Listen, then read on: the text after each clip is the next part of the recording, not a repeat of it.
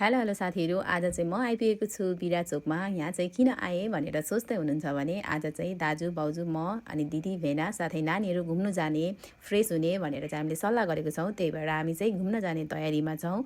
हेर्दै गर्नुहोला। चाहिँ हाम्रो यात्रा सुरु भइसकेको छ। दाजुको हात खोइ ह्यान्डसम देखिने वाला हात खोइ कस्तो ह्यान्डसम देखिन्छ त्यो हातले।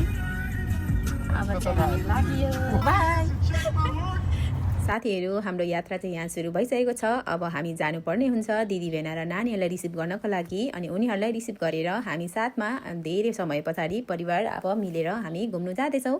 यहाँ चाहिँ दिदी भेना र नानीहरू पनि आइसकेको छ र आइवरी हाम्रो यात्रा पनि अघि बढिसकेको छ। हेर्नुहोला, आज तपाईँहरूले सोच्दै हुनुहुन्छ होला हामी कहाँ जाँदैछौँ भनेर। आज चाहिँ जाँदैछौँ हामी रमिते डाँडा भन्ने ठाउँमा। तपाईँहरूलाई त्यहाँको माहौल के कस्तो छ म अवश्य भन्नेछु।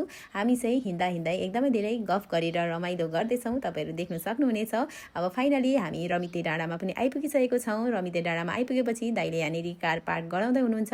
तपाईँहरू सबैभन्दा सुरुमा एउटा होटल देख्न सक्नुहुन्छ। यो होटल चाहिँ एकदमै सुन्दर छ। अनि यसको पछाडि घुम्दै गएर तपाईँहरूले एकदमै सुन्दर नजारा देख्न सक्नुहुन्छ। प्राकृतिकले भरिएको एकदमै चिसो चिसो मौसम छ। हेर्नुहोला, तलदेखि माथि हेर्दाखेरि त्यो एउटा टावर जस्तो घर देख्छ। कति सुन्दर छ त्यो घर।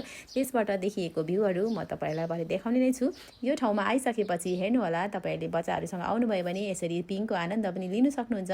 त्यति मात्र होइन, हेर्नु न घर पनि कस्तो सुन्दर छ। पाहुना घर भनेर लेखिएको छ। यो घरमा चाहिँ यो घर पनि बेग्लै किसिमको आनन्दको रहेछ है साथीहरू। यहाँ चाहिँ साथीहरू मेरो भेना मजाले बसेर प्राकृतिक सुन्दरताको अनुभव गर्दै हुनुहुन्छ। यति सुन्दर छ नि यो ठाउँ, जसलाई पनि आएर आनन्द महसुस फिल हुन्छ तपाईँहरूलाई।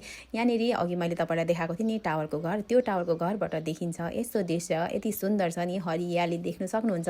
तपाईँहरूको हेर्ने आँखालाई पनि एकदमै धेरै आनन्द महसुस हुन्छ है साथीहरू। मौसम फेरि यति रोमान्टिक भइदियो। हामी गएको बेला न पानी पर्यो न घाम लाग्यो, एकदमै चिसो मौसम भएको कारणले मैले चाहिँ दाजु भाउजूलाई रोमान्टिक हुन सिकाउँदै यहाँ फोटो पोज गर्नु लगाउँदैछु। अनि त्यस पछाडि साथीहरू नानीहरूसँग हल्का रमाइलो गरेर फोटोसोटो खिचेर अनि ग्रुपिङ फोटोहरू सबै लिएर अनि म पनि उफ्रिनु पर्ने हुन्छ साथी। यता र उता फोटोहरू उफ्रेर लिएर भिडियोहरू नगरी त मलाई चित्तै बुझ्दैन, मेरो दिनै जाँदैन। त्यही भएर म चाहिँ फोटो भिडियोहरू लिइसकेपछि हामी चाहिँ यहाँनिर खानेकुरा खान आइसकेको छौँ। आज हामीले खानेकुरामा के मगायौँ भनेर सोच्नुहुन्छ भने आज खानेकुरामा चटपटे मोमो अनि चाउमिन अनि सेक्वा मगाएको थियौँ।